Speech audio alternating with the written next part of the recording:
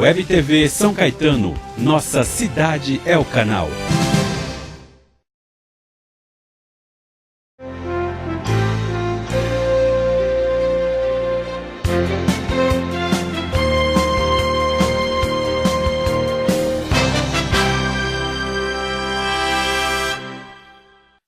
Iniciamos ao vivo mais um programa Dias Melhores. Hoje a gente vai falar um pouquinho sobre atendimento médico de emergência. E o convidado de hoje é o Dr. Marcos Nieto, que inclusive foi meu professor na faculdade, né, professor? Boa noite, professor, tudo bem? Boa noite a todos os telespectadores. De fato, a gente passou aí um tempo junto no meio acadêmico, né? Foi um prazer também tê-lo na sala de aula e agora, né, como apresentador aí. Beleza, parabéns. Colegas de profissão, né? Sem dúvida, agora colegas de profissão, perfeito, parabéns. Doutor, me fala um pouquinho sobre questões de atendimento de emergência.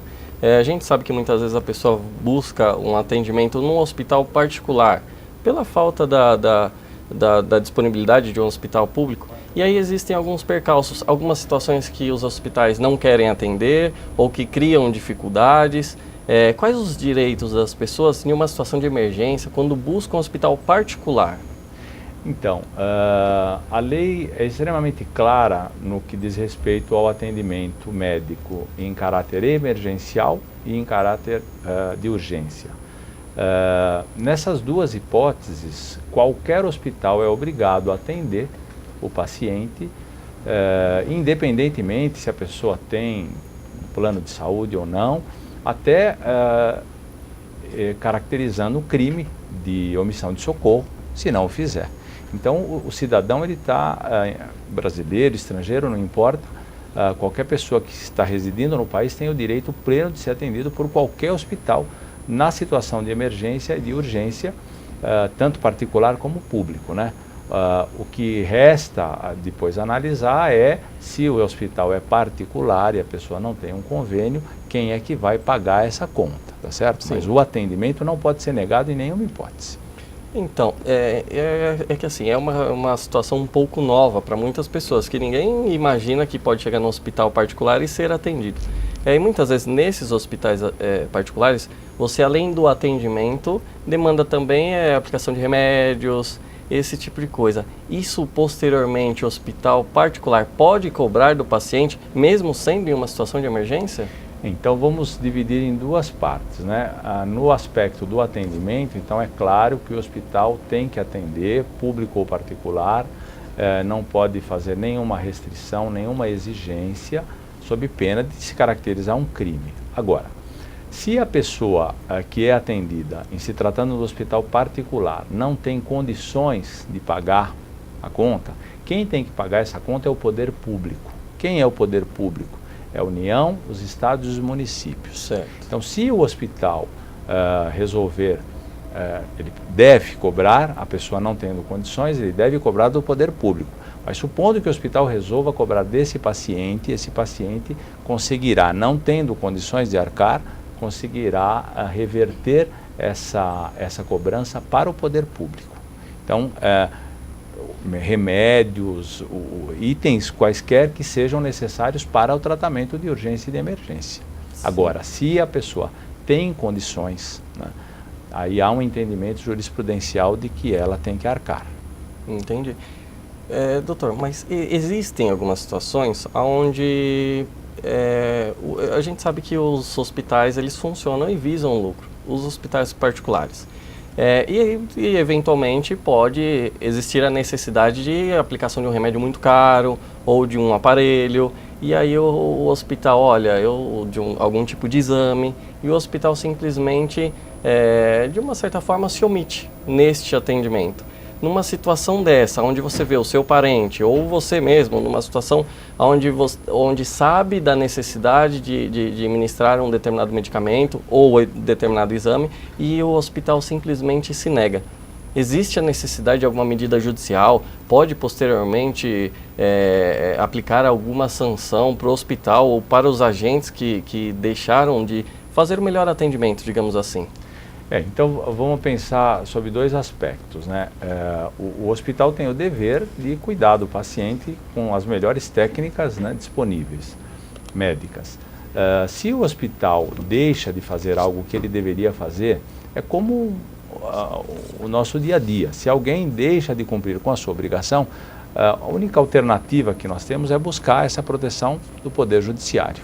Então, nesse caso, teria que se ajuizar uma ação contra o hospital, a gente diz uma ação de obrigação de fazer, obrigando que o hospital faça aquele procedimento, utilize aquele remédio, né? E aí o hospital vai ser condenado a fazer aquele tratamento, e se não o fizer, haverá a sanção que decorre da própria sentença, que pode até, no caso de uma obrigação de fazer, ser a prisão de quem não cumpre com a determinação legal, chamado crime de desobediência. Certo. Existem também, pelo menos na vida prática, eu já presenciei situações, até com pessoas próximas, onde o hospital exigiu um cheque calção. Olha, você vai ser atendido, ok, mas deixa um cheque calção aqui. Posteriormente, eu estou te falando um caso prático e é bem emblemático. Posteriormente, essa pessoa tinha uma condição financeira. Posteriormente, o hospital foi acumulando um montante financeiro e chegou até a querer penhorar ou querer garantir a casa da pessoa. Um imóvel muito valioso. Então, eu não sei se o hospital, de uma certa forma, abusa pela falta de conhecimento. Futuramente vai fazer uma perícia, mas será que não existe um corporativismo onde a gente não consegue chegar exatamente no montante que a pessoa deve? Existem situações extremas, que para mim isso extrapola qualquer limite da honestidade. Existem elementos ou formas jurídicas que possam rebater esse tipo de situação também? Sim, no passado já havia uma forma que é a de se tentar anular o ato praticado quando esse ato decorre de uma coação. Então, quando você assina, por exemplo, um cheque calção, uma nota promissória, você de fato, para internar, por exemplo, o seu pai, né, o seu filho, você naquele momento, se pedirem para você assinar o que for, você vai assinar. Então, nesta hipótese, você está sendo coagido à assinatura. Caso em que cabe a anulação, também através de um processo judicial, né, porque o nosso direito funciona assim, né? Se a parte não cumpre com o seu dever, você tem que buscar proteção no Poder Judiciário. Então, nesse caso, a proteção seria a anulação desse cheque, a anulação dessa nota promissória. Como essa prática vinha sendo feita assim, com frequência pelos hospitais, o Congresso Nacional aprovou uma lei estabelecendo que a exigência de cheque calção é crime. Então, além de você conseguir a anulação daquele cheque, daquela promissória, você hoje pode ir na delegacia, fazer um boletim de ocorrência e quem exigiu vai sofrer um processo criminal. Certo. A pena nesse crime é de 1 mês, de 3 meses a 1 ano, é uma pena não muito grande, de 3 meses a 1 ano, só que se decorrer uma lesão grave na pessoa por conta dessa internação, a pena duplica, então já vai para 2 anos, certo. E se ocorrer a morte, com a exigência anterior da calção, a pena vai para 3 anos. Então aí já começa e me parece que depois dessa lei os hospitais deixaram de se utilizar dessa prática. Que bom, né? Porque sem dúvida, num passado próximo isso acontecia muito, com muita frequência, com muita frequência. No escritório a gente tem muito caso envolvendo isso, mas em todos os casos o juiz simplesmente cancela o título. Interessante. Professor, tem uma pergunta que é da Marisa, ela é de São Caetano, o programa é ao vivo, tá? E ela mandou uma pergunta aqui pra gente. Ela quer saber o seguinte: se uma pessoa passar mal em frente ao hospital particular e eles negarem atendimento, exemplo do Rio de Janeiro, o fotógrafo caiu em frente ao Instituto do Coração, o que fazer? Então, veja, no caso do Rio, houve uma omissão de socorro. Certo. O delegado instruiu, foi feito um boletim de ocorrência, gerou um inquérito policial e desse inquérito o delegado entendeu que houve homicídio culposo, porque os porteiros que filtraram, não entenderam direito, mas que houve uma omissão do pessoal que dava as orientações para a portaria. Então essas pessoas vão responder por crime de homicídio culposo. O que é homicídio culposo? É quando ocorre a morte, mas sem que a pessoa tenha tido a intenção de matar. Certo. Então, logicamente que, decorrente disso, também a família da vítima pode ajuizar uma ação contra o hospital e contra essas pessoas que eram responsáveis pela triagem, né, pedindo a reparação dos danos sofridos com a morte, né? São os danos materiais, a pessoa morreu, não para de trabalhar, e os danos morais, porque a perda de alguém da família, né? E é algo muito grave, né? Extremamente grave, né? Principalmente se tratando de um caso em frente a um hospital. É absurdo, né? É absurdo, é absurdo. E a gente estava falando aqui, antes de começar o programa, sobre uma instituição chamada Ecoconsumidor, que atende praticamente a região do ABC. Explica um pouquinho para a gente o que seria, qual a abrangência, a forma de beneficiar as pessoas que participam ou que buscam essa instituição, a forma de participar. Vamos falar um pouquinho sobre ela. Explica para a gente o que seria.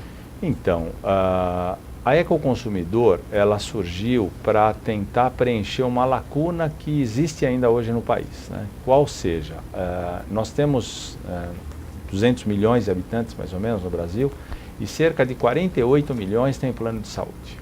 Ou seja, mais de 3/4 da população não tem plano de saúde. E essas pessoas que não têm o plano de saúde têm dificuldade, por exemplo, de fazer uma consulta, porque se você quer a pessoa que não tem o plano de saúde, ou ela tem que bancar o tratamento, né? E o associado da Ecoconsumidor não é essa pessoa que tem poder para bancar uma consulta. Então ele teria que ir para o SUS. Quando ele vai para o SUS, o pessoal marca consultas depois de 8 meses, 1 ano. Né? Então muitas vezes isso fica inviável, o tratamento demora para começar, o diagnóstico demora. Então nós criamos essa Ecoconsumidor com que objetivo? Atender as pessoas que não têm condições de ter um plano de saúde. Então nós montamos uma associação, as pessoas se associam e têm alguns direitos. Esses direitos são, por exemplo, consultas médicas gratuitas. Como consultas gratuitas? Porque essa pessoa, para se associar, ela paga uma mensalidade. É uma mensalidade muitíssimo inferior a uma mensalidade de um plano de saúde. E a associação, a Ecoconsumidor, faz convênios com clínicas e paga para essas clínicas quando esses associados são atendidos. Então, por exemplo, a marcação de consulta se faz em 1 semana, dependendo da urgência, de um dia para o outro. Em qualquer especialidade? Em qualquer, são próximo de 60 especialidades. Poucas especialidades a gente ainda não conseguiu, mas nós estamos buscando outras clínicas para credenciar e com isso abranger todas as especialidades.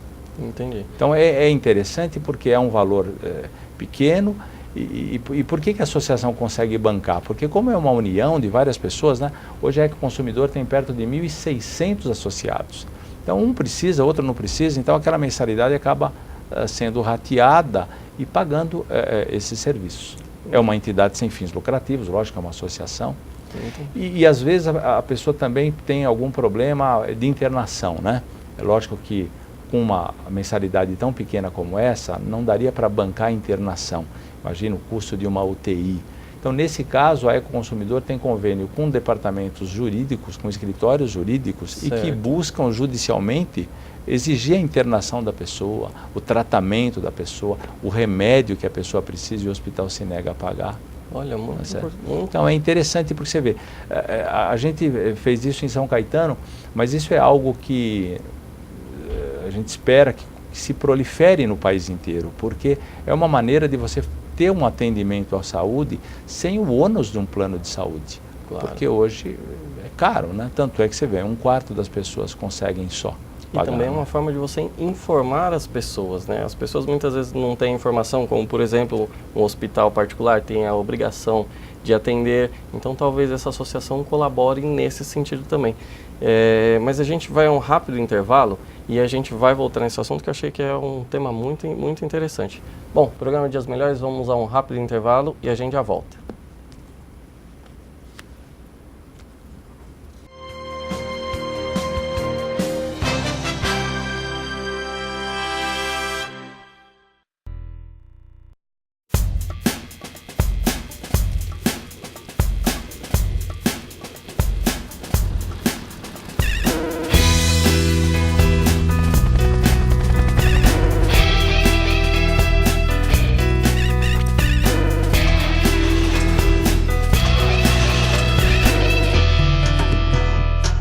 planeta precisa do Greenpeace. O Greenpeace precisa de você. Junte-se a nós.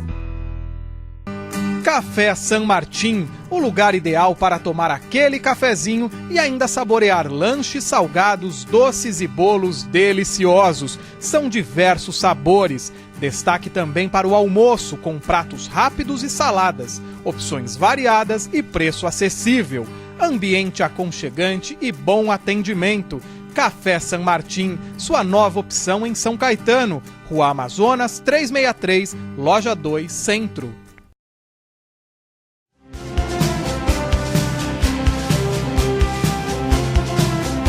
Web TV São Caetano, nossa cidade é o canal.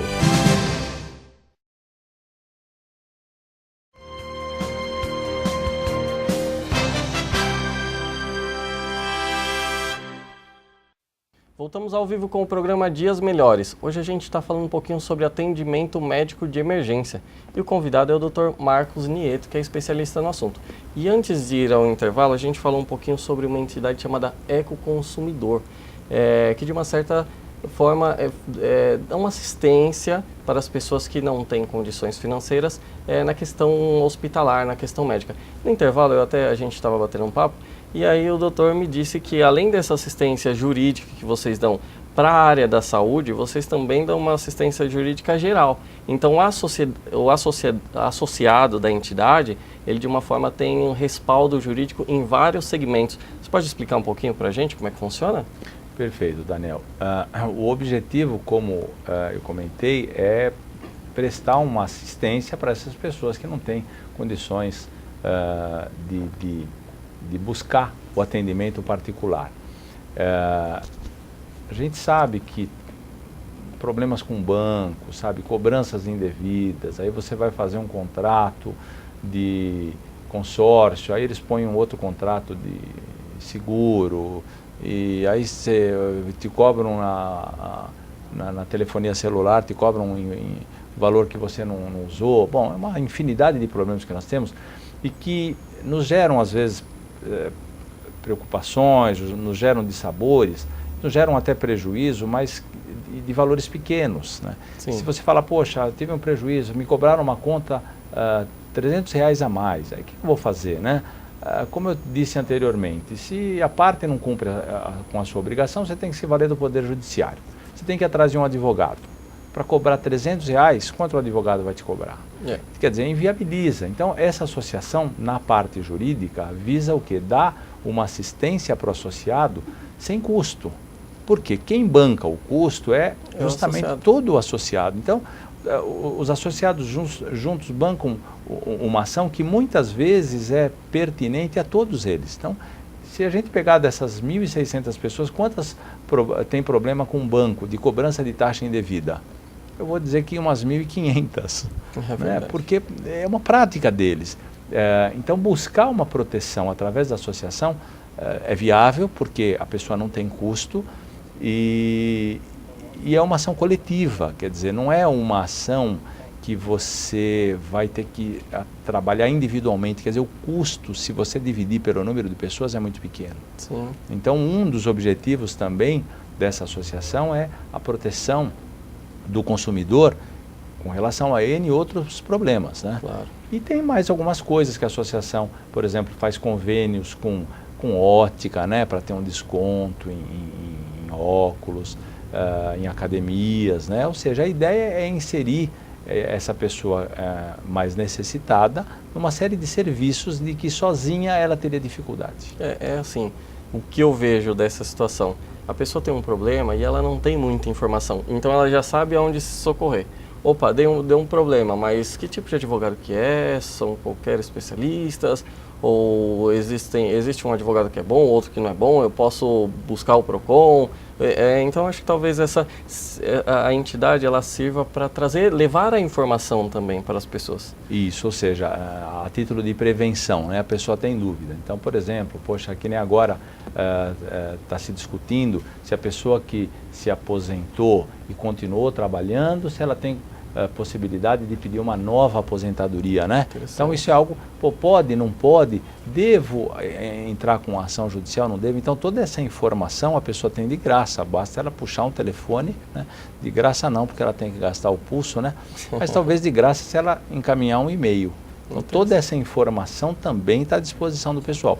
E aí por vários advogados, cada um especialista numa certa área. Então, por exemplo, nesse caso seria um advogado previdenciário que vai atender a pessoa e tirar a dúvida dela. Entendi, interessante. A gente tem mais uma pergunta aqui, mas a gente vai voltar nesse tema que é muito interessante. É da Maria Fernanda do Ipiranga. Ela quer saber o seguinte: o recém-nascido pode ser incluído no plano do pai sem carências, mesmo que o parto não seja coberto pela operadora e que a mãe não esteja no plano de saúde? Eu acho que teve uma situação parecida no exterior. O pai tem o plano de saúde? Isso, e aí ele quer saber se a criança pode ser incluída sem carência. E numa situação do parto, se a mãe não estiver coberta pelo plano de saúde, se ela também pode ser atendida em uma situação de emergência. Então, sempre numa situação de emergência, sempre, né? Então, na situação de urgência e emergência, não importa se tem plano, se não tem plano, porque trata-se de um bem maior, que é a proteção à vida, não é? Sim. Então, na hipótese de uma urgência e emergência, sempre. Certo. Se não for, por exemplo, a criança nasceu, está tudo normal, a pergunta talvez fosse, esta criança poderia ser incluída no plano de saúde? A resposta também é sim. Ou seja, a criança pode ser incluída. Agora, a mãe pode ser incluída no plano, se é um plano coletivo, né? Aí vai depender do plano que foi estabelecido, talvez entre a empresa e a operadora de saúde. Então, no caso, a mãe não poderia entrar no plano, exceto se aquele plano previsse a entrada de familiares. Entendi. Talvez essa pergunta ele tenha encaminhado para a gente, porque teve um fato no exterior. Eu vi uma notícia, assim, eu não estou bem informado para falar com exatidão, mas me parece que teve uma situação nos Estados Unidos onde a mãe foi viajar, estava grávida, e foi orientada pelo médico e falou assim: olha, fica tranquila que você vai dar tempo de voltar e tudo tranquilo. E ela foi viajar, chegando lá, teve uma situação onde foi necessário fazer o parto. E aí, posteriormente, veio uma conta, acho que ela era do Canadá, se eu não me engano. Chegou uma conta médica de mais de 2 milhões de dólares, cobrando essa mãe. Então, eu acho que aí vieram algumas desculpas, algumas justificativas e tal. E aí o hospital disse o seguinte: olha, na verdade, e ela buscou o plano de saúde que ela tinha. E o hospital disse o seguinte: olha, o seu plano de saúde cobre você, não cobre o seu filho. E o filho ficou internado, depois do nascimento ele ficou internado um período. E aí qual foi a justificativa dela? Olha, mas eu fui orientada por um médico do plano de saúde. Então como é que fica essa situação? Houve esse embate jurídico? Eu não sei se... Aqui no Brasil, ela não poderia ser cobrada. Agora, não sei nos Estados Unidos. Creio, não tenho certeza, que nos Estados Unidos ela poderia ser cobrada. Entendi. Porque lá a legislação é menos protetiva em relação à nossa. Tanto é que um dos pleitos aí do presidente Barack Obama foi justamente fazer essa inclusão em que o Estado bancaria os atendimentos, né? E até certo ponto parece que está tendo um certo sucesso. Então lá eu desconheço. Aqui essa pessoa não teria que pagar. Trazendo uma situação parecida para a nossa realidade. A gente falou bastante da Ecoconsumidor. E eu queria saber, numa situação dessa, a pessoa muitas vezes não tem informação. Olha, vai lá, o hospital não quer atender, manda para outro, não fornece ambulância, e aí fica aquele empurra. E a Ecoconsumidor, nenhuma situação dessa, já que dá um respaldo jurídico, atuaria? E que forma que a pessoa deveria buscar? Existe um número de emergência, algo que possa dar uma certa segurança para os associados? Então, a Ecoconsumidor aí atuaria sob duas linhas distintas, né? Uma é que provavelmente esse associado teria um médico particular que o atende, né? Então esse médico já daria, vamos dizer, informações sobre as necessidades dessa pessoa. Agora, se houvesse qualquer fuga de responsabilidade do hospital, aí entraria o que? O pessoal da área jurídica da Ecoconsumidor para buscar uma decisão judicial que fizesse cumprir com a determinação do médico. Porque, Sim. enfim, quem vai definir é o médico. É o médico que define se vai internar, se não vai internar, que tipo de procedimento que vai ser aplicado. O médico define isso e o hospital tem que cumprir. Se o hospital não cumpre, aí entra a parte jurídica para buscar que o hospital cumpra através de uma determinação judicial. Uma curiosidade, a gente conversando sobre o tema, me surgiu uma curiosidade. A pessoa procurou um hospital particular, não pôde ser atendida e estava próximo ao parto, estava num momento muito crucial.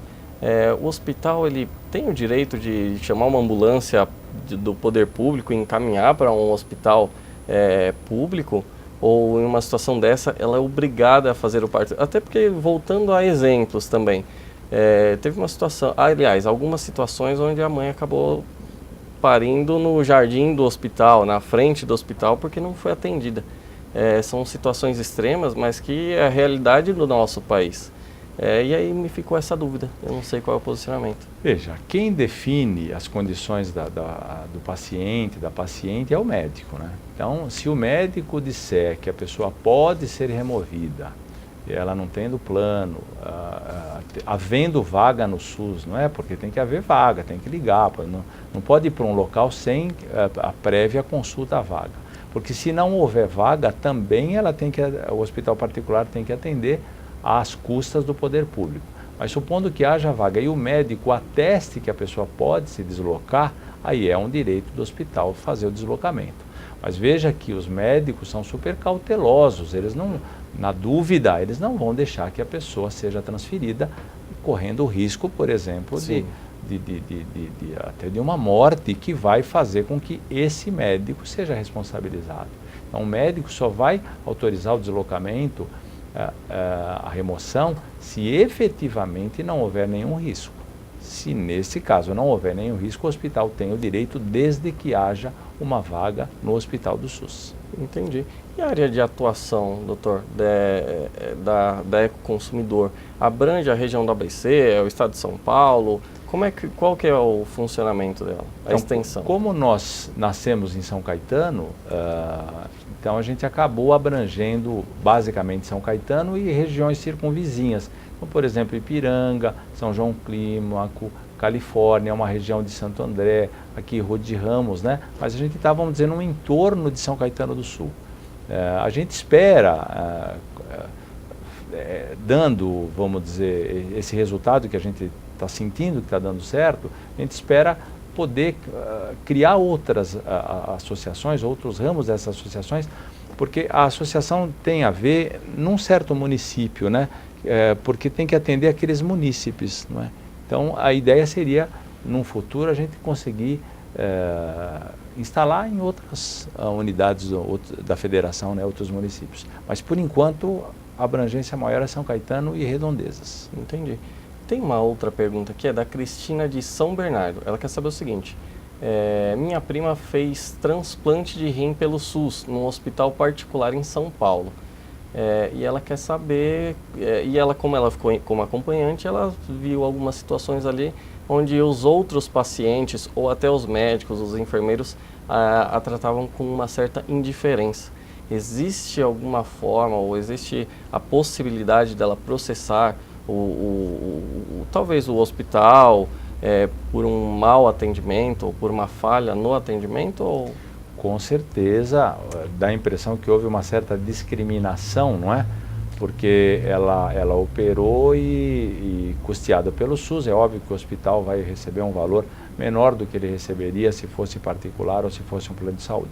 Ela tem o direito de processar o hospital.